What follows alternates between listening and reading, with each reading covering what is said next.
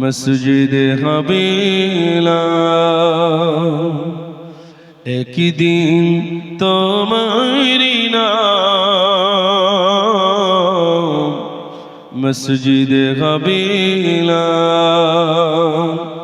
দুটি বাচ্চাকে পাগড়ি দাও হুজুর কেবলা, বিশেষ করে ফুরফুরা শরীফ থেকে আগত হুজুর কেবলা আসছেন, তিনি বাচ্চা দুটোর মাথায় পাগড়ি দেবেন। আমি সকলের কাছে অনুরোধ করছি এই পাগড়ি দেওয়ার সময় আপনারা সবাই একটু থাকবেন।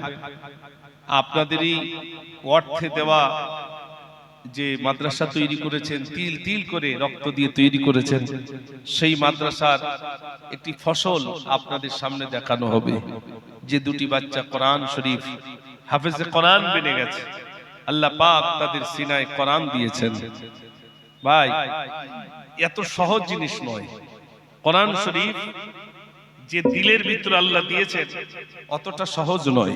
আল্লাহ তো কোরআনে বলেছেন, ইন্না নাহনু নাযালনা যিকরা ওয়া ইন্না লাহু লাহাফিজুন।